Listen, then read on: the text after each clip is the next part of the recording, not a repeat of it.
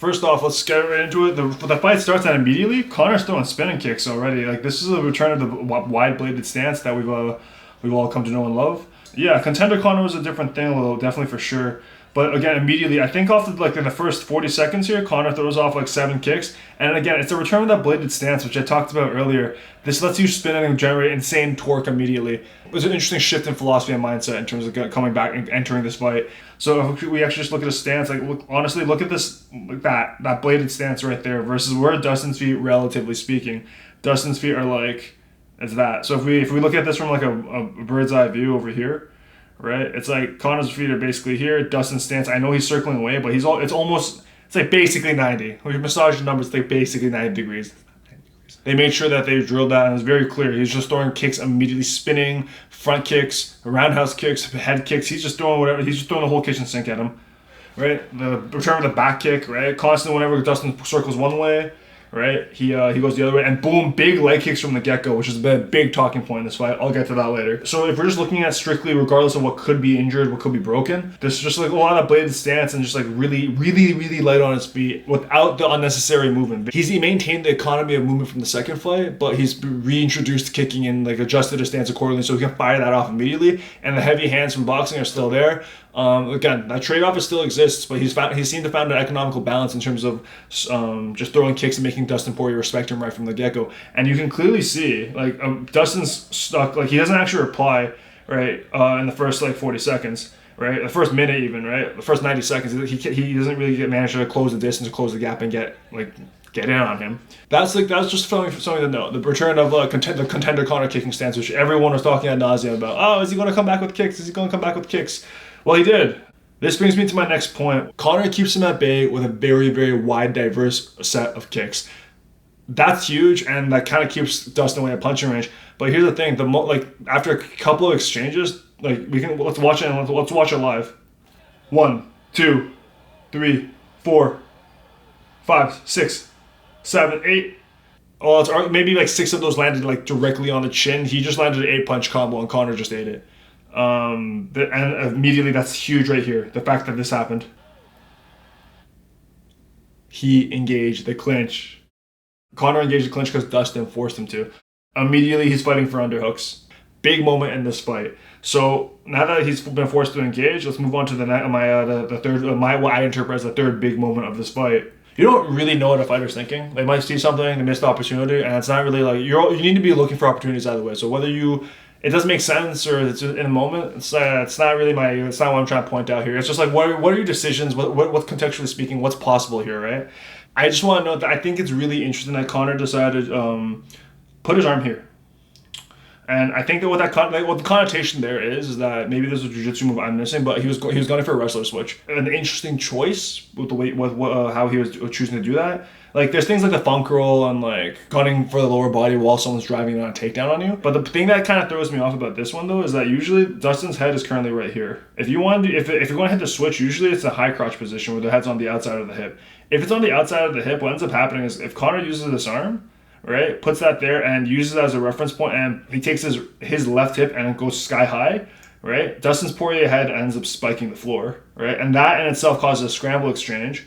And once you're in that kind of position, like Conor McGregor's in that better position than Poirier, he can use his free hand and he can escape out the back door and take his back. That didn't quite happen. Well, the other thing here is that like his hand positioning, it's over here, which means that he's actually kind of lazy. He's kind of hunting for the neck a little bit.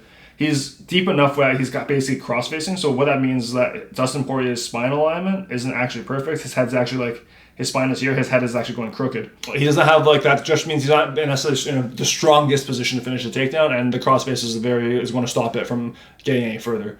So overall, pretty solid reaction, but let's see where my big quandary is, where does this go? Okay, so he swings it back in, and look at that. He doesn't go for underhooks. He starts fishing for a guillotine with 2 hands, and I think that's problematic. I don't know what the McGregor camp was thinking when they were allegedly it was on the record that they were using the guillotine to stuff Poirier's takedowns and use it as a deterrent. However, I just think that basically my big interpretation of this whole moment here is that he goes for the guillotine, and you can see that his hands might be clasped here. And even if they are or they aren't, right? What happens moments later after he decides to lock up with that guillotine? Dustin actually explodes, and then you proceed to see that his posture is like absolutely like it's like there's basically just an iron rod down his neck here, right? If you're in that strong of a posture and you're still latching onto a guillotine around his head, I think it's safe to say that you messed up. That's not a position to guillotine someone here. If you want to guillotine someone here, what the adjustment has to be, and this isn't easy. Like I would not advise you to continue going through a guillotine, but you'd have to take this arm and put it higher on the crown of the head. When you put it higher on the crown of the head, that gives you a better fulcrum to kind of break the posture. His head leans forward, and all of a sudden, the guillotine starts becoming more and more of a genuine possibility versus a Hail Mary attempt to like kind of keep someone off of you. Dustin's in a very strong position, and Conor McGregor doesn't really have anything, is what I'm trying to say. Once you maybe got that attempt of like bringing the head down, you can actually argue that like then he pulls guard, and all of a sudden his legs are wrapped around him. You have more leverage, you can crank it, and like you get the choke. But again, this is MMA. The gloves are involved, so I really doubt that he actually has like some sort of chin strap grip, like akin to like a Nogi Brazilian Jiu-Jitsu. We can actually cup the chin. You can do all sorts of grips here, right on the jawline, underneath. If you want to be mean, you can hook under here.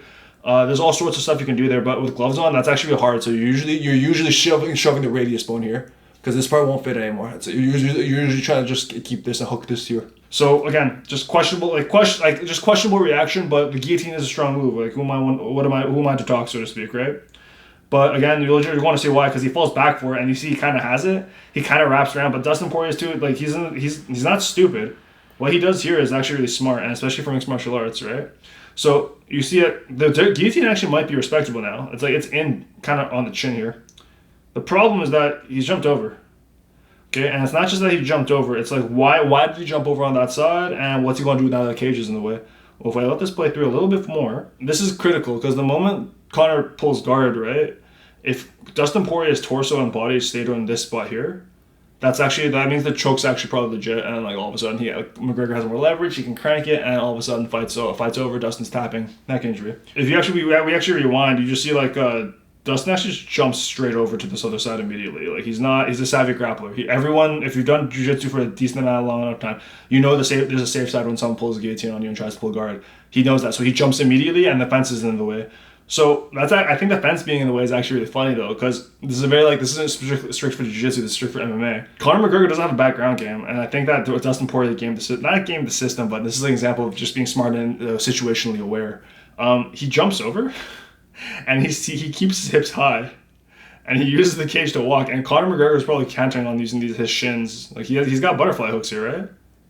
He's probably counting on using the butterfly hooks to try to like elevate him and like throw him over. But if the guy's literally using the cage to walk, you can't elevate him anymore. And all of a sudden, there's so much more pressure driving into your chest, and you're flat on your back, and there is absolutely nothing you can do to crank on that neck any harder to get a set of tap out. So again, Dustin Poirier just kind of clams over, and like he does settle in the close guard. But again, it's not a true close guard. He only has one butterfly hook. Right, they're sweaty now at this point, and he's just trying to use it to kind of get up now a little bit. And Poirier has an arm here. Poirier has an arm right here, so that means he's holding on to one hand. And for jiu-jitsu, I don't think for Nogi jiu-jitsu that could be a thing to actually use the hip out and like establish the guillotine. But both guys are both professionals fighting for a lot of money. I think they've prepped for that, and you should be scrambling harder to stand up if you have that guillotine. Poirier here is sitting. Okay, this is actually a really big deal too. So, it's good to know that the McGregor camp was actually like keeping Brazilian Jiu-Jitsu in mind, especially because you can see right here, Conor's starting playing a modified mixed martial arts version of Spider Guard. Okay, for those of you who don't know what Spider Guard is, it's a version of guard that you play in the gi. For those of you who do know what Spider Guard is, I hope you all know that I'm joking right now. He grabs the glove, and that's basically a big deal because like.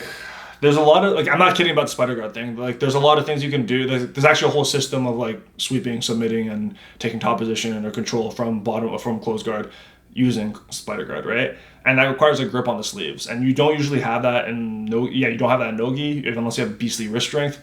But in mixed martial arts, you'll see a lot of savvy veterans do this. Like, they'll actually hook inside the gloves. I think Diego Brandao and like Cole Miller are two guys that come to mind that have actually abused this and gotten away with it. And like, don't get me wrong, they pull off some like slick sweeps and they look great, and they're like it's like aesthetic. It's aesthetically pleasing to watch those sweeps. But 100%, like you hook the glove, like it's like it's a very, very illegal move. And in this context, by hooking the glove here, right, that actually just sets up Conor's up kick, right? And all of a sudden, like, if he gets KO'd here, like, it's 100% he's just cheating to the nth degree. right? Because you literally grabbed the glove and held him there. Dustin Poirier, there's literally nothing holding Dustin Poirier here if it wasn't for the glove. There's nothing like blocking him from just literally taking a step back, right? Conor doesn't have a grip on the feet. He doesn't have anything on the shins. He doesn't have a hook on the back of the knees, right? Nothing. He doesn't even have like, and if we're talking about arm control, he doesn't even have 2-on-1. Like there's no like, you need 2 hands on one wrist, you know, maybe then you could hold on to him a little bit. Absolutely nothing. So yeah, big cheating moment.